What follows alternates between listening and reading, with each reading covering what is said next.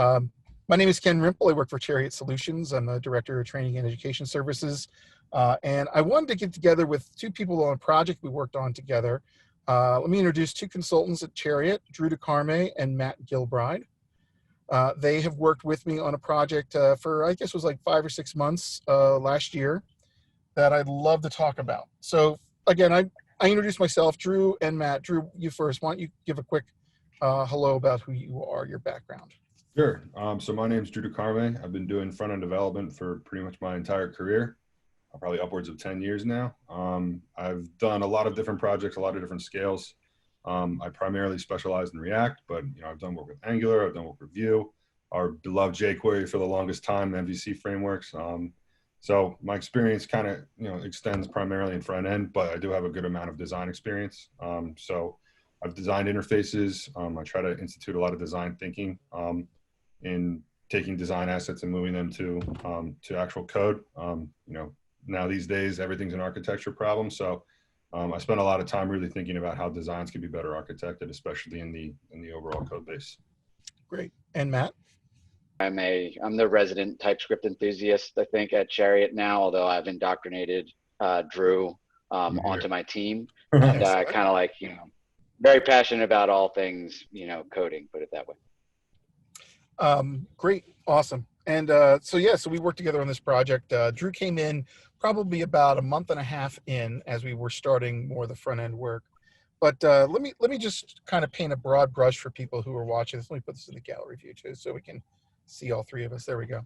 So, the project was, without mentioning the client name or too much of the details, it was a cloud-based project to control basically power switches and do it through kind of a scheduling tool that you could go in and turn on or off devices based on what their usage was.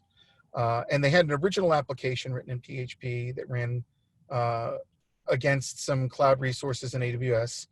And when they brought the project to us, they needed to rewrite the front end and rewrite the platform to be able to scale for when they go to production. It was kind of their initial proof of concept.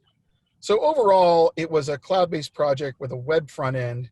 That was the requirement. Web front end, cloud-based project to control some AWS-centered resources that then would control some basically IoT type devices in the field.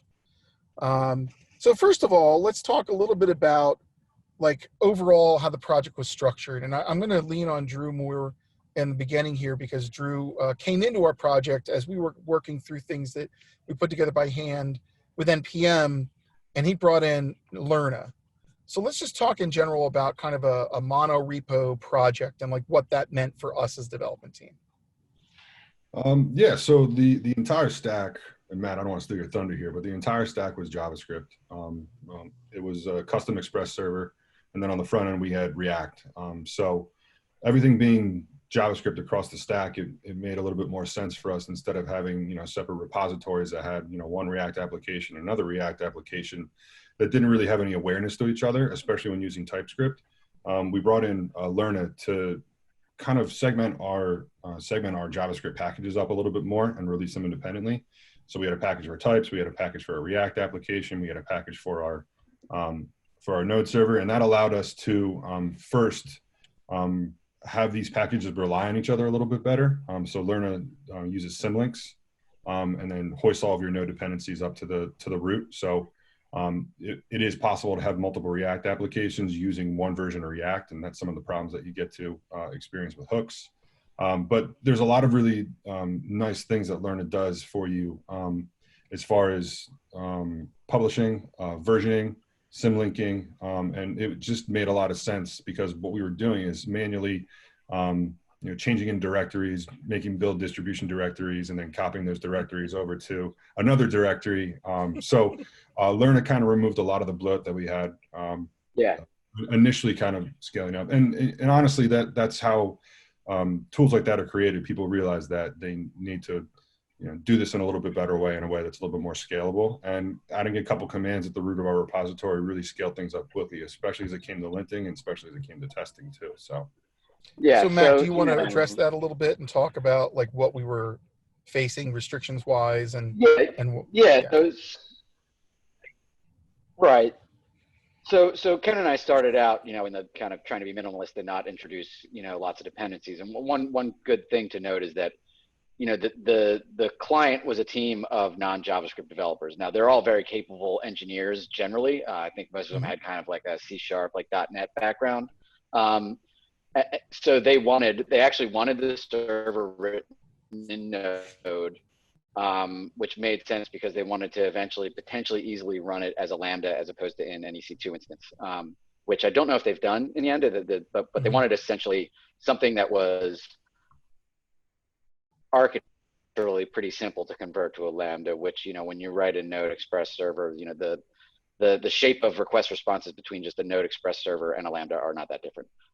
But we started since, really it's just a Node project and a React project. And then the shared bit of code was essentially shared type declarations and kind of validators, right? So we were attempting to share form validation and API validation in the same library. So there are essentially three principal libraries, which is why we took the approach of like, hey, do we really need Lerna? And neither Ken nor I ever had any experience with a monorepo tool.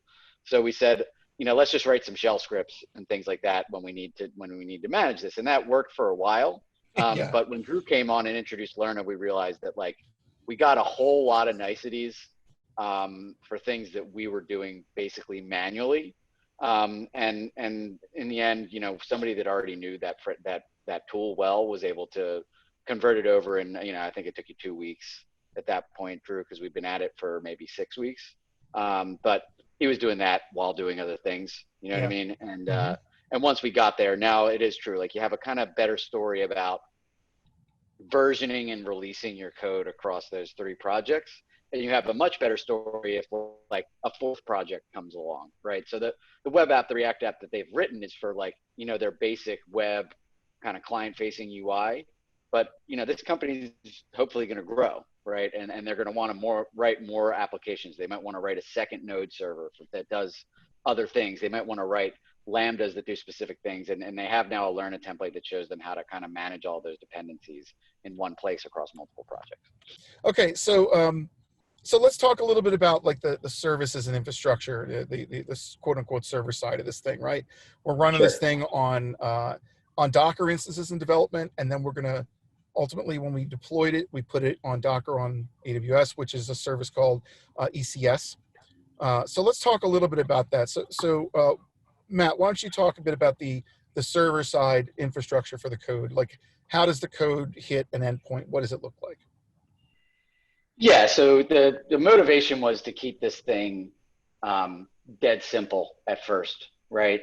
Just because this is somewhat of a greenfield project, right? They don't have super massive scale that they need to deal with out of the gate. So and again, remember this client is super small at this point. So all it is just a node instance running in a Docker container, and in the context of AWS, it's running in ECS, in Elastic Container Service. Yeah. So there's a couple pieces of infrastructure. We were using Amazon's Cognito service for authentication, and we're using just their application load balancer to handle load balancing and managing traffic and DDoS prevention and things like that. But those are kind of the big boxes, and there's not that many.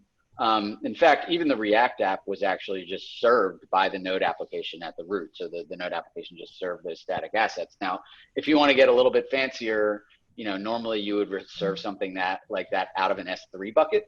But in our case, we kind of started off like, let's just serve it this way. So there's just a single runnable piece of infrastructure that's serving everything. And then it's relatively simple to break something off. And then like, okay, I'm going to serve React out of this S3 bucket and Node in the CC2 container later. And then from a local development perspective, everything was handled basically by Docker Compose, right? So I guess the other big, box infrastructure wise is a Postgres instance. So an AWS that ran in RDS. And then locally, we just had a Docker Compose file that spun up a standard Postgres instance, spun up Flyway runnable, which is how we handled database migrations, and then spun up the Node server and the React app, all in containers. And that makes everything pretty simple, right? If you wanted to mimic something pretty close to how things were going to run on AWS on a local machine, Docker Compose up and you were good to go. So you could build that React node application together and just run it against the database. The only piece that wasn't there, I guess, in local mode is the load balancer. But that's kind of that's a pretty plug and play solution from AWS, so that normally wasn't a problem. You know, we ended up using, if I remember correctly, M files that we didn't check in for, like how we configured running Docker locally.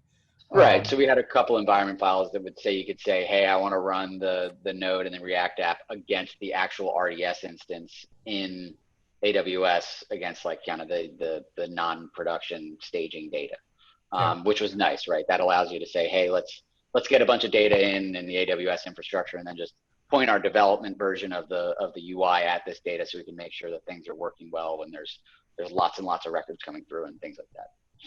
And I know we had, like we were using code build, for example, to do the build. So based on a commit and a particular branch, which I think was the dev branch, we merged it by default.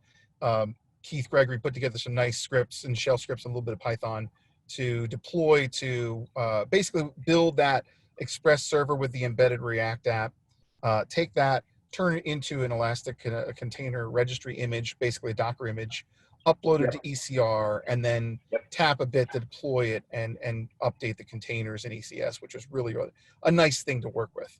Yeah, and one just very general, direction from Keith that I agree with and I think works really well is what we would do is we would build on a merge into development, but deploy was a manual step. So it was literally just a matter of pressing a button. But when we wanted to deploy to staging, it wouldn't just kind of happen without us knowing about it. We could commit code, push into dev, make sure that that our CI was running and things were good. And then when we were ready to cut something into staging, it was a matter of just going into a code build spot and just hitting build and pressing the button and like letting it go out. That gives you kind of a more intentional way, manner of actually deploying your code versus building your code and running CI and making sure everything looks good. Great. Now, Drew, I'm going to pull back to you.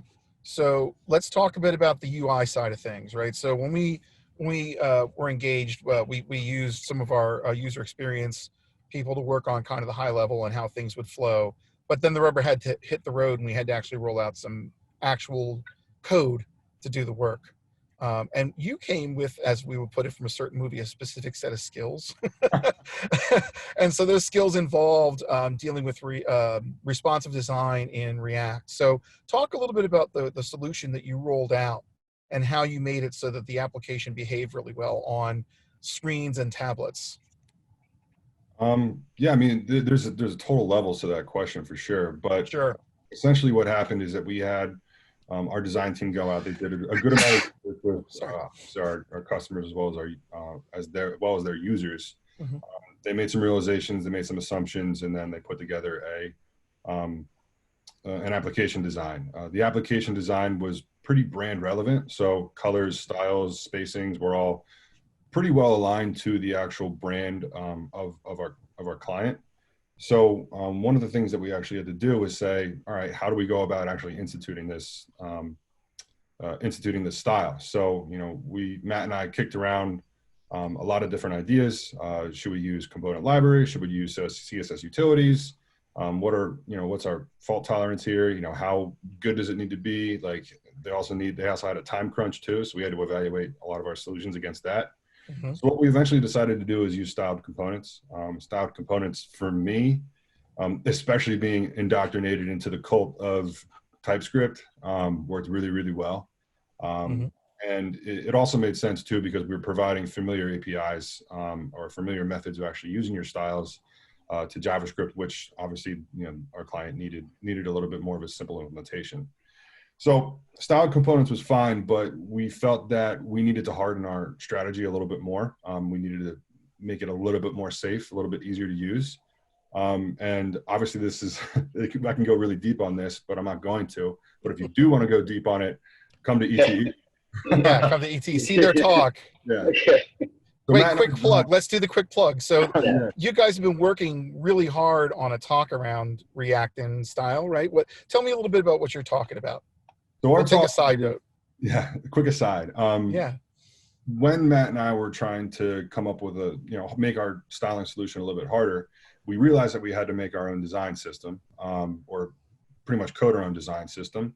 And we wanted to do it using type safety. So type safe design systems were born, and that's obviously the content of our presentation. It's a paradigm in which we break our design system down into parallels to language primitives. And we use typing and utilities to build up our, we're calling them, I won't tell you, I won't give away everything, but we basically use those to build up utilities that can then institute a design system the way that you need to have it done in a completely type safe manner. So we use that strategy to build out utilities that handle color, that handle responsiveness, that handle size, that handle space and relation. And we actually instituted that in the React application. And I think after we developed the utilities, we first then went and developed our components. So we built our components and our React components in a completely different package, just a regular components package. And we use Lerna to manage that and link those components to those different projects.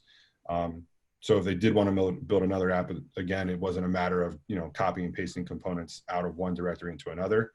You had components that were sort of in their own isolated environment.